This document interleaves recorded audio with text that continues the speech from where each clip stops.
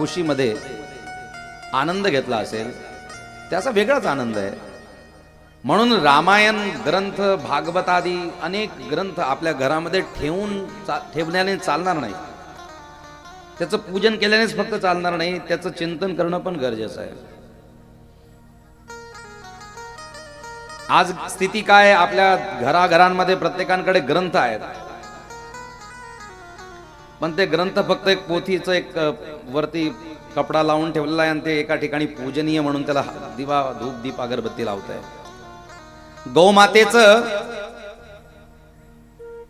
पुतळ्याची पूजा होते, पण प्रत्यक्ष गौमातेचा आल्यावरती तिला पोळी खाऊ घालायचं का नाही खाऊ घालायचं हे खूप मोठा प्रश्न आहे लोकांच्या मनात. म्हणून धर्माची परिभाषा नीट समजून घ्या. धर्म लोकांना एकत्रित करतं आणि रामो विग्रहवान धर्मा, राम विग्रहवान धर्म असल्या कारणास्तव माझ्या रामाने प्रेमरूपी धर्माची परिभाषा या जगामध्ये व्याप्त करावी अशी कामना आहे. म्हणून मी काल एक परिभाषा सांगितली होती की वर्णानाम अर्थ संघानाम, वर्ण म्हणजे चातुर्वर्ण्यम मया सृष्टा, आणि दय्यंत नो मानवा, रामायणातला सगळ्यात शेवटचा श्लोक आहे मानव आणि वर्ण या दोघांची मधली यात्रा म्हणजे राम यात्रा, रामायणाची यात्रा. प्रत्येक वर्णाला, प्रत्येक व्यक्तीला जवळ करणारा राम आहे. आपल्या ग्रंथांमध्ये कुठेही, माझ्या वाचनामध्ये, माझ्या चिंतनामध्ये नीट अभ्यास केल्यावरती कुठेही जाती भेद नावाचा विषय आलेला नाही. गीता कहती है चातुर्वर्ण्यम मया सृष्टा परंतु गुण कर्म विभागशः, त्याच्या त्याच्या गुणाच्या अनुसार त्याचं विभाजन करण्यात आलेलं आहे. परंतु याचा अर्थ आहे की ते वेगळे आहेत का? नाही. जसं एखाद्याचं मस्तक, एक मनुष्याचं चित्र काढायला सांगितलं एखाद्या बालकाला, एखाद्या विद्यार्थ्याला, मग चित्र काढत असताना त्याने फक्त डोकं काढलं तर मनुष्य पूर्ण झाला का? नाही. मग त्याला खांदे पण काढावे लागतील, त्याला हातही काढावा लागेल, त्याचं उदरही काढावं लागेल, त्याचं पायही काढावे लागतील. आणि असा असलेला व्यक्ती म्हणजे मानव असं बोट दाखवता येईल. त्याप्रमाणे प्रत्येक वर्णातला प्रत्येक व्यक्तिमत्व माझ्या सनातन धर्मासाठी श्रेष्ठ आहे. ही मानसिकता स्थिर करण्यासाठी कैकेयी मातेने रामचंद्रांना 14 वर्षाचा वनवास दिला. रामाच्या सिंहासनाच्या पायऱ्या 14 होत्या म्हणून 14 वर्षाचा वनवास आहे. एक एक पायरी चढत असताना माझ्या रामाला प्रत्येक दीनहीन जन जो भारतामध्ये, पूर्ण विश्वामध्ये कुठेही व्याप्त असेल, त्रस्त असेल, त्या प्रत्येक त्रस्त व्यक्तीची काळजी त्या रामाने घ्यावी आणि मग त्या सिंहासनावरती निष्कंटक राज्य करावं. तो काळ होता रावणाचा. रावणाचा अत्याचाराने संपूर्ण विश्व पीडित होतं. पूरा विश्व रावण के अत्याचार से पीड़ित था. दशरथ जी के जमाने में भी रावण है, रघु महाराज के जमाने में भी रावण है. उत्तम कुल पुलस्य की नाती, उत्तम कुल में पुलस्य महाराज, ब्रह्मा जी का पुत्र पुलस्य, ब्रह्मा जी के पुत्र हुए पुलस्य, पुलस्य महाराज के पुत्र हुए विश्रवस, और विश्रवस महाराज के पुत्र हुए एक है इबिला नाम की पत्नी से उत्पन्न, इड़बिड़ा या इबिला, दो शब्द कोई भी कहो. उनके पुत्र का नाम है धनाध्यक्ष कुबेर. इनका नाम वैश्रवण भी कहा जाता है, वैश्रवण कुबेर. तो कुबेर भी विश्रवस ऋषि की संतान है और उसी कुबेर के दूसरी माता अर्थात विमाता. अब वो क्यों छल कपट आदि कर करके कैकसी ने विवाह किया? क्योंकि तपस्वी साधु है वैश्रवस, उस तपस्या का जो शक्ति है, ऊर्जा है, वो मेरे उदर में जब जाएगा तो राक्षसों का राज्य प्रगल्भ हो जाएगा. इस भावना से सुमाली ने जानबूझकर उस कन्या को भेजा था और छल कपट कर करके, शब्द में बांध करके, वचनों में बांध कर उसने गर्भधारणा की और उससे रावण जन्मा है. वंश कितना ऊंचा है, बहुत ऊंचा है. अब छोड़ो, इसकी भी बात छोड़ देते हैं. क्या दैत्यों का वंश कोई खराब है क्या? आप अगर ग्रंथों को पढ़ेंगे, मैं जाति परंपरा की बात कहूं तो बहुत समझने वाली बात है. विचारधारा ही मनुष्य को कैसा बनाती है. कश्यप ऋषि हुए। कश्यप ऋषि की एक पत्नी का नाम है दिति, एक पत्नी का नाम है अदिति। अदिति अर्थात आदित्य की माता, मैंने सूर्य की माता, चंद्र की माता, देवराज इंद्र आदि की माता, वामन भगवान की माता, इनका नाम है अदिति। क्योंकि उसमें भेद नहीं है, वो सब बच्चों को समान समझती है। और दीति को लगता है कि ये मेरे बच्चे नहीं है, मेरे बहन के बेटे हैं, वो भेद करती है। इसलिए वो जिद कर करके पुत्र की कामना करती है। इसलिए दीति ने बलात् इच्छा उत्पन्न की। और बलात् इच्छा उत्पन्न करना भी कोई बुरी बात नहीं है। स्त्री के पुत्र की कामना होना कोई बुरी बात नहीं है, होना चाहिए। आजकल माताओं के पुत्र की कामना नहीं होती है, बड़ा कठीण विषय है। आताच्या माता भगिनींना संतती जास्त उत्पन्न करायची कामना होत नाही, तो तिचा भाग असेल। पण जुन्या काळाच्या मातांना असं वाटायचं की जेवढे कन्या, जेवढे पुत्र असतील मला, तेवढी मी धनवान असेल। आता लोकांना वाटतं एवढ्या महागाईच्या काळामध्ये जास्त संतती जन्माला घालून काय उपयोगाचं। मग याचा अर्थ आहे तुम्ही त्यांना पोसतायत काय? मग जे लोक अनाथ जन्माला आले त्यांना कोण पोसत असेल, हा एक प्रश्न आहे। ठीक आहे, त्याचा तो मनुष्य तो हातपाय चालवत असेल, मग ते कुत्र्यांचं कोण पोषण करतं? तेही जाऊ द्या हो, त्या जीवजंतूचं कोण पोषण करतो?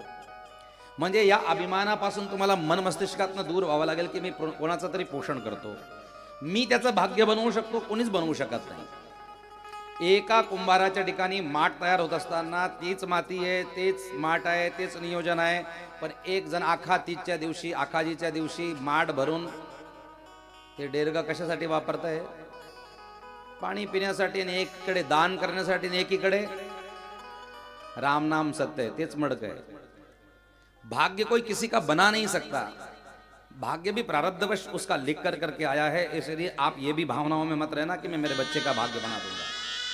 आप सिर्फ कर्तव्य करने के निर्धारित है, आप सिर्फ संस्कार देने की जिम्मेदारी रख सकते हैं। याचा अर्थ हे नाही की कर्तव्य सोडून द्यावं, आळशी बनून जावं।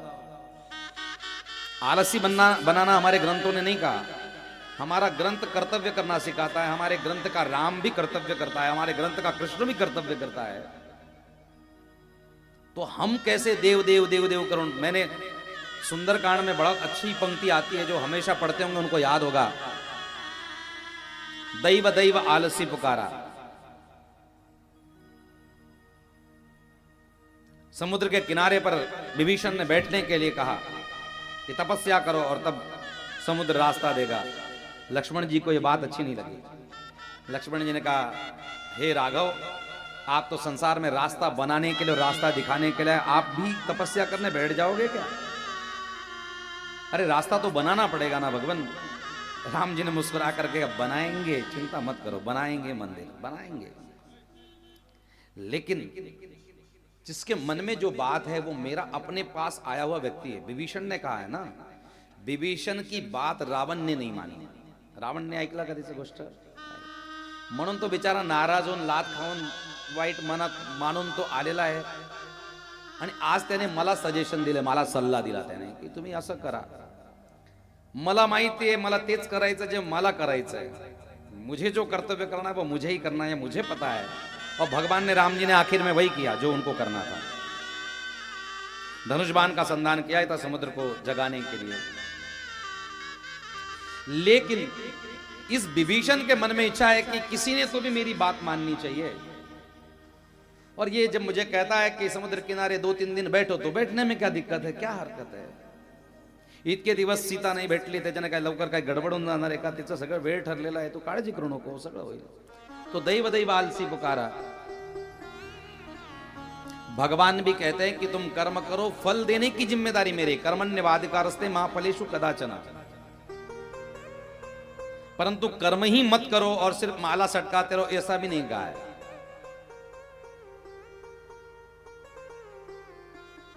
भूखे भजन न होए गोपाला, ले ले अपनी कंठी माला। जिस आरती में हम जय ओम जय जगदीश हरे गाते हैं, ओम जय जगदीश हरे, भक्त जनों के संकट क्षण में दूर करे। भगवान से सब कहो कि संकट दूर कर दे, और जो ध्यावे फल पावे। आरती में तो अपेक्षा ज्यादा है ना, भगवान की स्तुति कम है, अपेक्षा ज्यादा है लोगों की भगवान से, कि जो ध्यावे फल पावे, दुख विनशे मन का।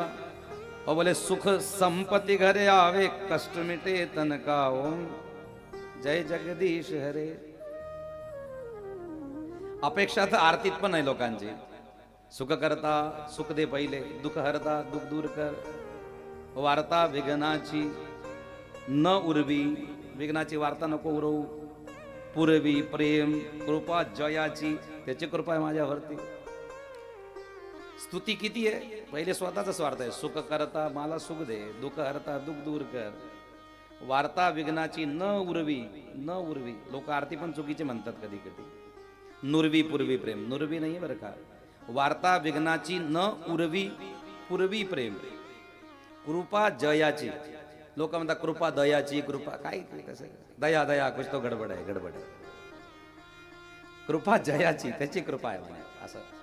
कृपा जयाची सर्वांगी सुंदर उटी शेंदुराची. आता स्तुती देवाची, ठीक आहे. सर्वांग सुंदर उटी शेंदुराची, कंठी जळके माळ मुक्ता फळाची.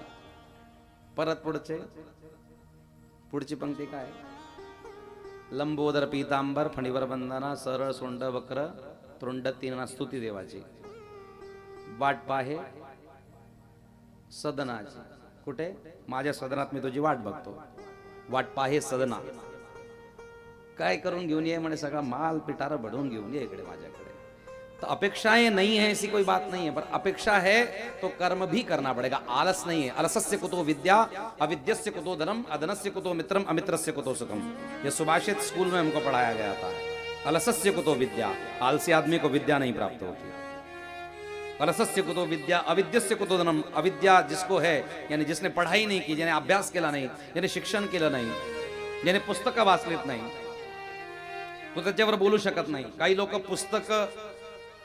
पुस्तकांवर श्रद्धा ठेवतात पण पुस्तक वाचत नाही. माझं पुस्तकांवर श्रद्धा आहे आणि माझी पुस्तक वाचण्याची परंपरा सुद्धा आहे. मैं जिस पर बोलता हूं मैं उस पर चलता भी हूं, वो मेरे पास में होता है.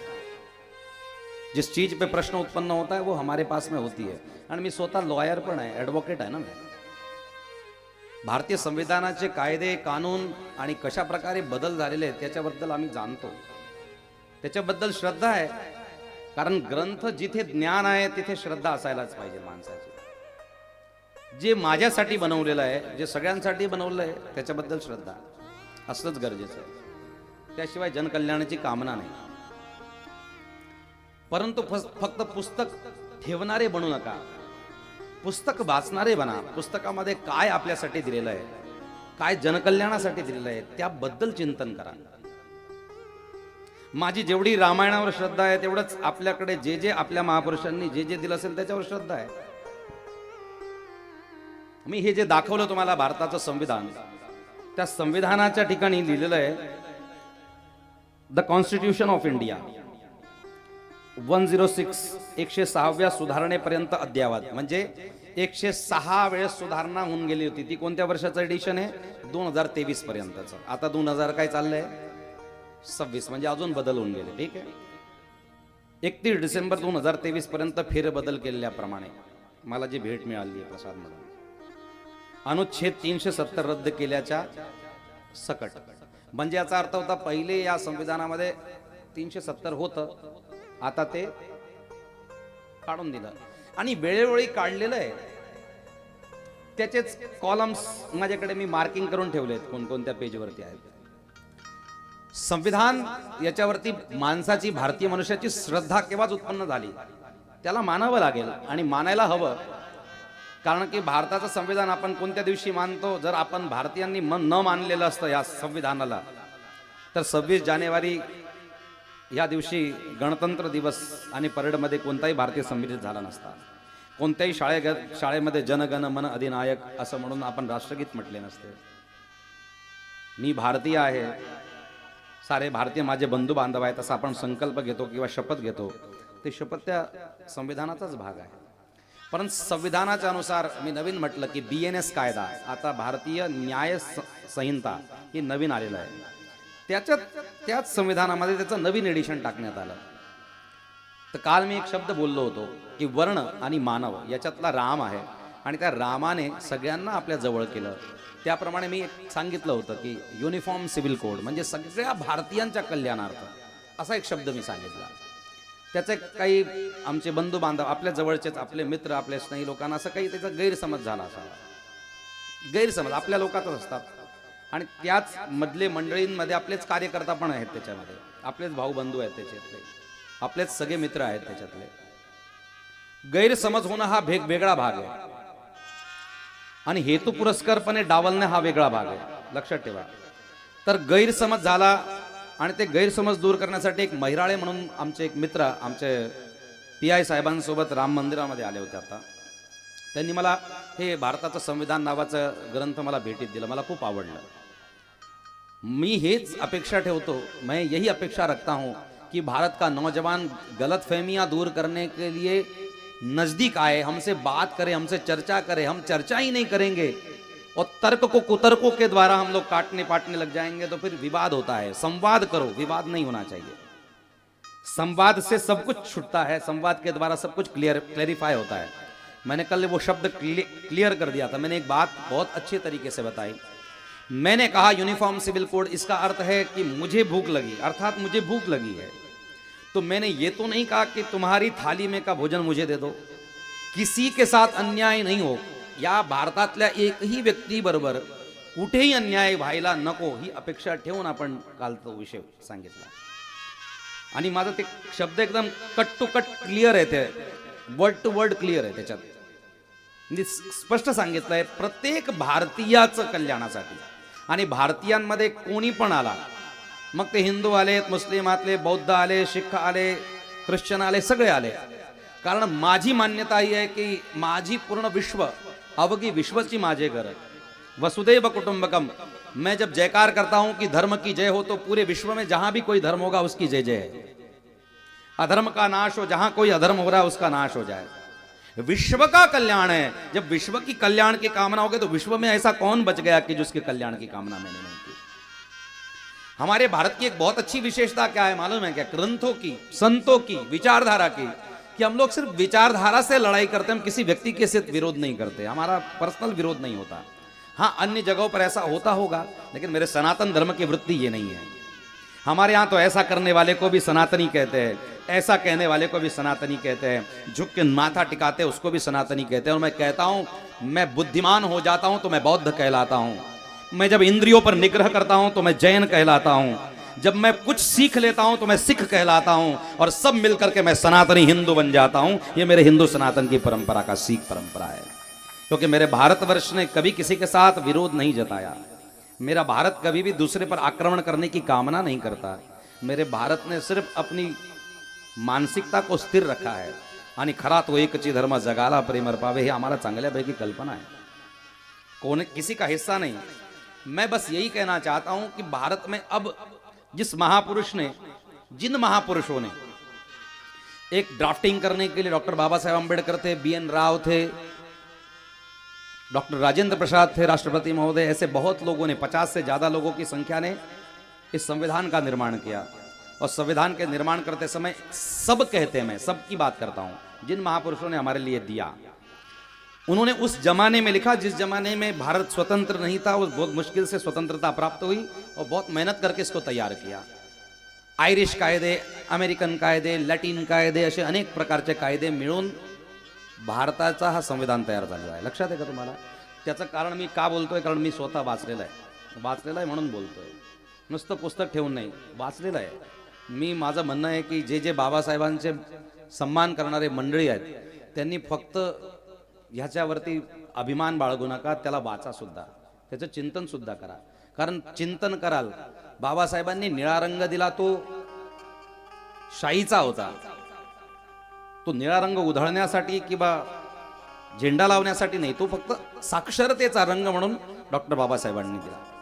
आणि ती साक्षरता मी स्वीकार केली. मी बाबा आहे म्हणजे मी इलिटरेट आहे का? मी न शिकलेला विद्यार्थी आहे का? मी सुद्धा डॉक्टर बाबासाहेब आंबेडकरांसारखा, doctor Babasaheb Ambedkar memorial college of law Dhule या संस्थानामध्ये मी लॉ कंप्लीट केलं. माझ्याकडे सनद सुद्धा आहे. हा माझा आवडीचा विषय आहे. मला कथा, सत्संग, धर्म आवडतं म्हणून मी त्याच्यावरती चर्चा करतो. याचा अर्थ मी अंगठा छाप आहे का? नाही. मी सुद्धा बाबासाहेबांचा विचारधारेचा पाईक आहे. का म्हणून पाईक आहे? कारण मी वाचतो. आणि तिथेच संविधानाच्या अनुच्छेदामध्ये मूलभूत हक्कांमध्ये भाग 3 मध्ये लिहिलेलं आहे, अनुच्छेद 368 खाली स्पष्टीकरण देण्यात आलं आहे. समानतेचा हक्क त्याच्या पुढे मांडण्यात आलेलं आहे. धर्म, वंश, जात, लिंग किंवा जन्मस्थान ह्या कारणावरून भेदभाव करण्यास मनाई या संविधानाने दिलेली आहे.